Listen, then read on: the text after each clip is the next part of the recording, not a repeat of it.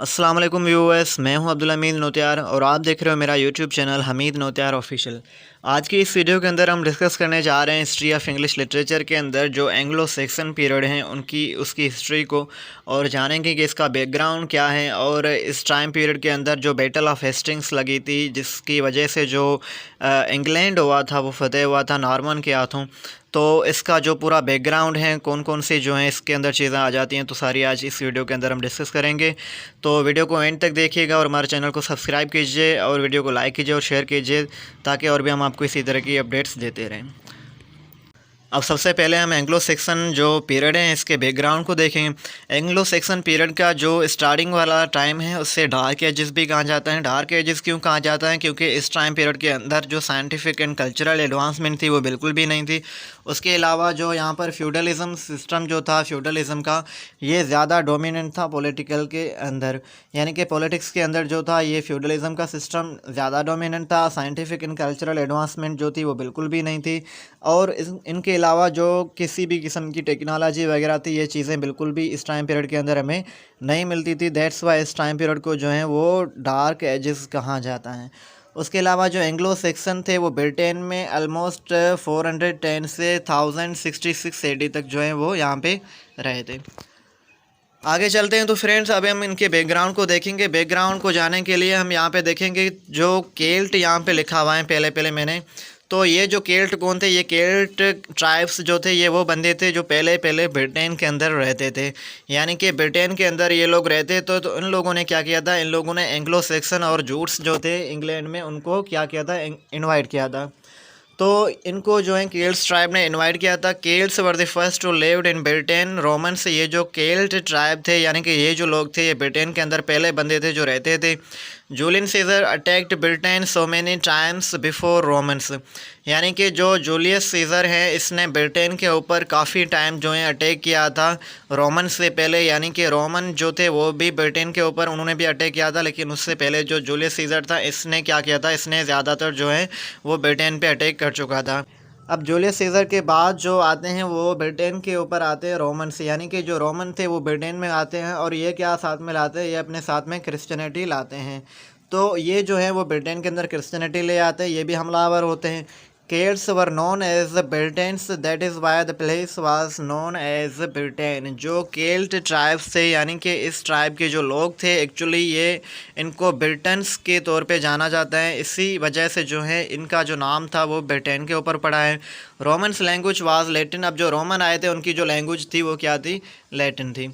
उसके बाद हमें मिलता है कि Roman left Britain because they wanted to protect Rome. अब जो रोमन थे वो ब्रिटेन को छोड़ चुके थे, वो रोम को प्रोटेक्ट करना चाहते थे, क्योंकि रोम में उस टाइम पीरियड के अंदर जो बाकी ट्राइब्स थे वो अटैक करना शुरू हो गए थे रोम के ऊपर। तो रोमन जो कि ब्रिटेन में आए हुए थे, हमलावर थे, उन्होंने क्या किया? रोम को बचाने के लिए, अपने मुल्क को बचाने के लिए ये लोग वापस जाना शुरू हो गए। अब जब रोमन चले गए ब्रिटेन से तो ब्रिटेन खाली रहा, तो ब्रिटेन के ऊपर फिर कौन लोग जो है वो अटैक करते हैं? फिर जो है पिक्ट लोग आते हैं, यानी कि जो पिक्ट जो फॉरेस्ट पीपल होते हैं ये लोग क्या हुए? ये केल्ट के ऊपर हमलावर शुरू हो गए। Anglo Saxon and Jutes came in to England from Germany and Scandinavian. अब जो एंग्लो सेक्सन एंड जूट्स के जो लोग थे ये क्या होते हैं? इंग्लैंड में आते हैं, ये एक्चुअली जर्मनी और स्कैंडिनेवियन से आते हैं। दे केम फॉर हेल्प। एक्चुअली ये जो लोग थे ये हेल्प के लिए आते हैं। जो केल्ट उन्होंने जो इनवाइट किया था इन लोगों को, तो ये हेल्प के लिए आते हैं पहले। Their language was old English. इन लोगों की जो लैंग्वेज थी यानी कि जो एंग्लो सेक्सन एंड जूट्स से इनकी जो लैंग्वेज थी वो क्या थी? ओल्ड इंग्लिश थी। First they transferred literature orally. इन्होंने जो पहला अपने लिटरेचर किया था वो ओरली ट्रांसफ़र किया था। They wrote epics riddles and translation of Bible. इन लोगों ने क्या किया था? इन लोगों ने जो है वो ज़्यादा एपिक्स लिखे थे, रिडल्स लिखे थे। इन्होंने क्या किया था? ट्रांसलेशन ऑफ बाइबल की थी, यानी कि बाइबल की जो है वो ट्रांसलेशन की थी, तर्जुमा किया था। उसके बाद हमें इस टाइम पीरियड के अंदर बीवुल्फ का जो वर्क है वो मिलता है। बीवुल्फ जो कि एक ओल्डेस्ट वर्क है, ऑलमोस्ट 3000 लाइन्स पे मुश्तमिल है। एक पोइम है जो कि हमें इस टाइम पीरियड के अंदर मिलती हैं, और बाकी जो हमें पोइट मिलते हैं जिसमें कैडमन और साइनवुल्फ जो हैं वो भी इसी टाइम पीरियड के अंदर हमें मिलते हैं।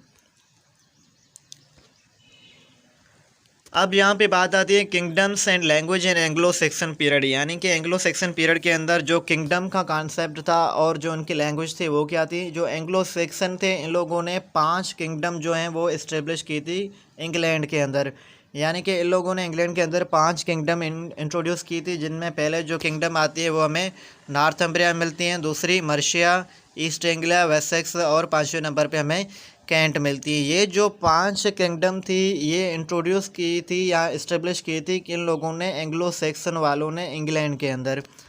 और इनके जो लैंग्वेज के हमें डायलेक्ट मिलते हैं वो 4 मिलते हैं, जिसमें हमें पहले नॉर्थम्ब्रियन, दूसरे नंबर पे मर्शियन, तीसरे पे कैंटिश और चौथे पे वेस्ट सेक्सन मिलते हैं। ये जो 4 डायलेक्ट हैं इनके लैंग्वेज के, ये इस टाइम पीरियड के अंदर हमें मिलते हैं। उसके बाद अब बात आती है कि जो West Saxon was politically strong kingdom, जो वेस्ट सेक्सन किंगडम थी उस टाइम पीरियड के अंदर जो एंग्लो सेक्सन वालों ने बनाई हुई थी उनमें से एक किंगडम थी। ये क्या थी? पॉलिटिकली स्ट्रॉन्ग किंगडम थी। और इस किंगडम पर जो किंग था वो कौन था? किंग अल्फ्रेड था। यानी कि किंग अल्फ्रेड जो था वो वेसेक्स का इस टाइम पीरियड के अंदर किंग था। He united 5 kingdom during the attack of Viking. जब इंग्लैंड के ऊपर वाइकिंग्स जो थे उनका अटैक हो रहा था तो इसने क्या किया था? किंग अल्फ्रेड ने, जो कि वेसेक्स का किंग था, इसने उन 5 किंगडम को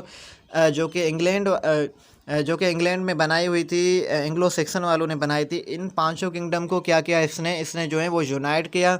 now these kingdoms are known as United Kingdom. और इन 5 किंगडम को आजकल जो है वो यूनाइटेड किंगडम यानी कि यूके जो है वो कहा जाता है। England was ruled by Danish 876 AD. फिर क्या होता है? इंग्लैंड पर जो हुकूमत होती है वो डेनिस की होती है, जो कि 876 एडी में होती है। दे केम फ्राम नॉर्वे एंड डेनमार्क। और ये लोग जो थे वो नॉर्वे और डेनमार्क से आते हैं। They introduce their own law which is called Danish law. ये जो हैं वो अपने रूल्स और अपने रेगुलेशंस, अपने लॉज जो हैं वो इंट्रोड्यूस करवाते हैं, जिनको ये डेनिस लॉ का नाम देते हैं।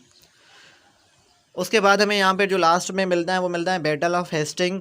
बैटल ऑफ हेस्टिंग जो कि एक जंग होती है, ये किन के दरमियान होती हैं? During the Danish period England was weakened. जो डेनिस की हुकूमत थी इस टाइम पीरियड के दौरान जो इंग्लैंड था वो बिल्कुल कमज़ोर बन चुका था।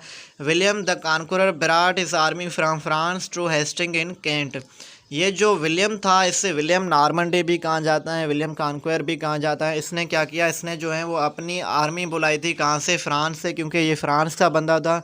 तो इसने जो है वो अपनी आर्मी बुलाई। यहाँ पे the king of Danes was Harold Godwinson. यानी कि जो इस टाइम पीरियड के अंदर इस बैटल के दौरान जो डेनिस का किंग था वो कौन सा था? हेरोल्ड गॉडविनसन था। In battle of Hasting William Normandy defeated Harold. यानी कि जो विलियम नॉर्मंडे है इसने क्या किया था? हेरोल्ड को शिकस्त दी थी। Now the rain of Anglo section ended. अब क्या होता है? जब ये बैटल ऑफ हेस्टिंग होती है तो जो विलियम नॉर्मंडे होता है ये जीत जाता है, जो कि फ्रांस से आता है। और जो इंग्लैंड वाले होते हैं यहाँ पर जिनकी हुकूमत थी, डेनिस की हुकूमत थी, जो कि हेरोल्ड गॉडविनसन था, ये लोग क्या करते हैं? ये हार जाते हैं।